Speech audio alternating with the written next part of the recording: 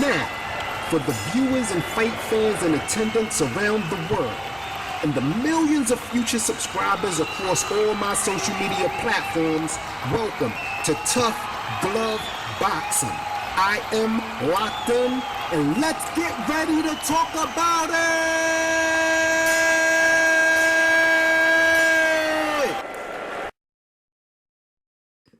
Canelo Alvarez. Canelo Alvarez is known as the face of boxing. However, like I said in the thumbnail, he is the face of everything that's wrong with boxing.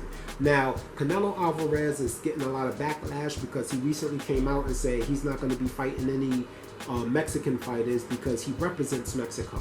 That is the biggest load of crap that I have ever heard come out of a boxer's mouth, especially one that's supposed to be the face of boxing. Let's just make this clear right now. Canelo Alvarez is no longer the face of boxing. The last fighter he fought, Triple G, was a boring fight pretty much, right?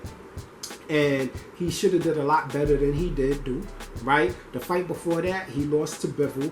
That wasn't even a good fight because he didn't make it a good fight. He didn't make any adjustments. He did the same thing over while he just got pummeled by Bivol, and they still tried to rob Bivol. So if you ask me, Canelo was like a Lomachenko, somebody that they just propped up there, a good fighter that they just propped up there, and they're trying to promote and market and suck as much juice out of that fruit as they possibly can. Right? Now, if Canelo is not fighting any Mexican fighters because he represents Mexico, right? So he's not fighting any black fighters like Claressa Shields pointed out, right? Any elite black fighters. So you mean to tell me the only people that he's going to give opportunities to is white men? And I'm not saying that to be racist, but it's almost like you can't ignore that. You can't ignore that part of it when he himself, out of his own mouth, came out and said he's not fighting any Mexican fighters because he represents Mexico. Black fighters don't say things like, I'm not going to fight any black American fighters, or I'm not going to fight this type of fighter or that type of fighter, because at the end of the day, when you're a fighter, especially in the sport of boxing, your goal is for the best to fight the best. Those are the most entertaining fights, not the people that you cherry pick that we know you're going to whoop, right? Again, the only reason why he chose Bivol is because Bivol didn't look very impressive on his last performance. Canelo Alvarez made a statement when they asked him about David Benavidez, right? Because the Benavidez is the father, the son. They're right. They're right. It's time for us to stop asking for that fight because Canelo is not going to fold on that. How do you neglect an entire race of people, being the Mexicans, right? And you won't even give your own kind the opportunity. When I last checked, right, Julio Cesar Chavez Jr. was being propped up to be the next Mexican superstar, but he gave Canelo an opportunity. He could have ducked Canelo. Matter of fact, anybody that Canelo wanted to fight, right, that didn't fight Canelo, they were dragged and called a duck and all of this kind of nonsense. Since then, Canelo has been busted for cheating. He's ducked most of the top fighters that would even give him an interesting fight, right?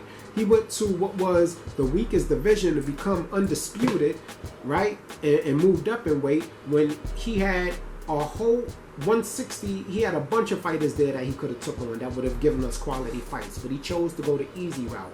And this is why I say, on paper in the future, it's going to look like Canelo was one of the greatest Mexican fighters of all time, but he will never, not even from the Mexican people, ever get that status. The only people I feel at this point who support Canelo are race soldiers. And the reason why I say that is because he himself said he's not going to fight any Mexican fighters because he represents Mexico. Anybody that's a boxing fan that supports that, that's more like Mexican nationalism. Am I wrong to say that? I believe that that is Mexican nationalism in the sport of boxing. I think it's a cop-out. I think by denying other Mexicans the opportunity, you can't even claim to be the best Mexican fighter, because you don't stunt somebody else's growth, and you have all of these great Mexican fighters coming up, and you say, well, I'm not going to give them a chance to prove themselves against me, who's supposed to be the face of boxing. So how does that make you the greatest Mexican fighter? Because you're certainly not the greatest fighter. How does that make Canelo the greatest Mexican fighter when he's deciding not to fight Mexican fighters? He recently said in an interview about David Benavidez, like I started to say before, what has David Benavidez accomplished? Well, Canelo, I will tell you what David Benavidez accomplished.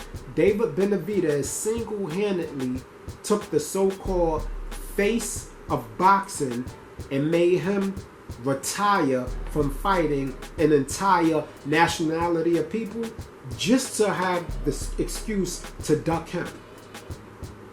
Never mind that I believe David Benavidez is half Ecuadorian or something like that, right? Never mind that. His way to duck David Benavidez and for people to stop asking him to fight David Benavidez is that he's not going to fight any Mexican fighters because he represents Mexico. In the sport of boxing, a fighter is supposed to represent himself and his ability. That's just how I feel. Get in the comment section. Let me know if you guys are buying Canelo's excuse. Let me know if you support his decision to not fight other Mexican fighters. Do you think that's hurting his legacy? I certainly think that is hurting his legacy. I haven't seen him in an action-packed fight since Triple G2. No other fight has been remotely exciting. Maybe Caleb Plant, right?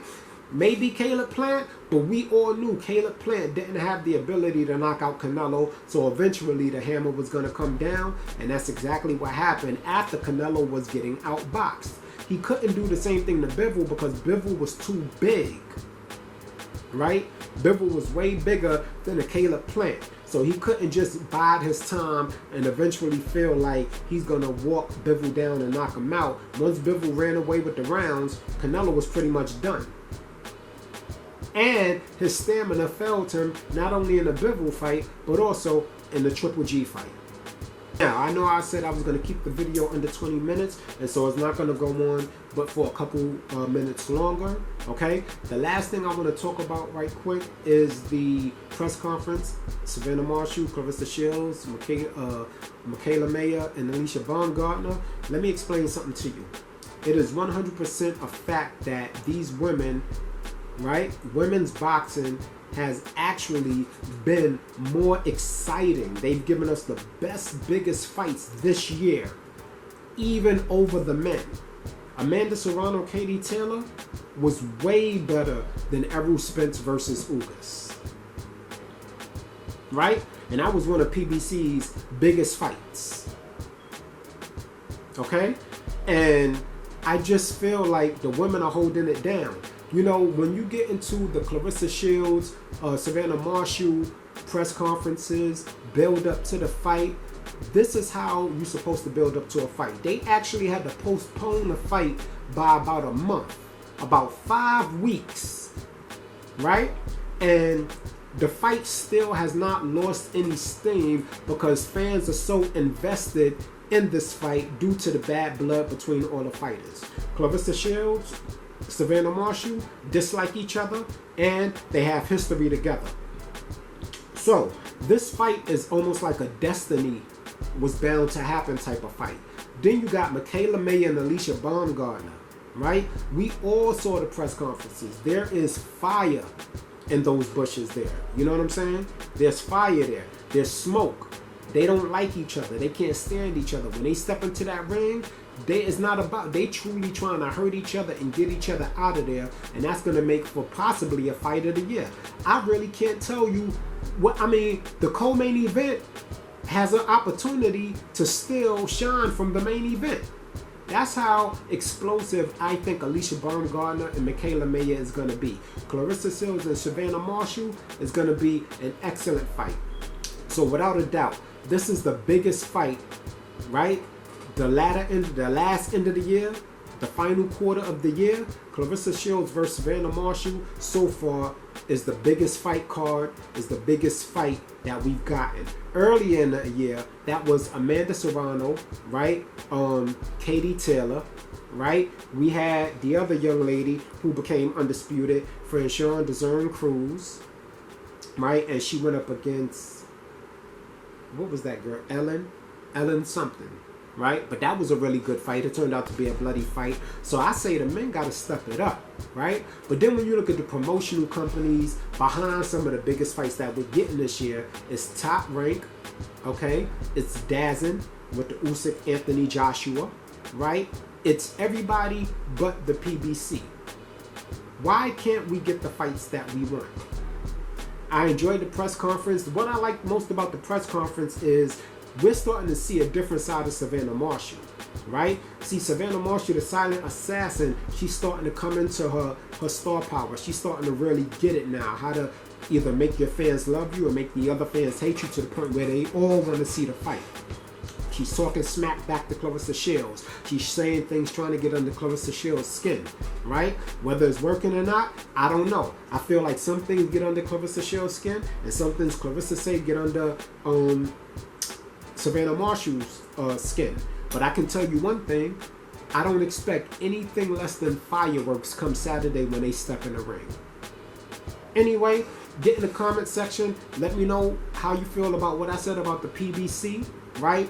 Let me know what you think about Canelo not fighting any Mexican fighters just to duck one fighter.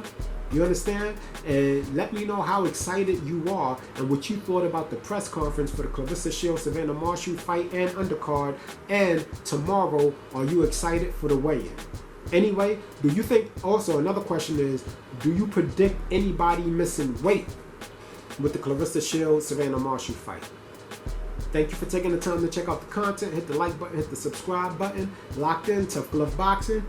I'm out. You ain't gotta go home, but you gotta get the hell up out of here.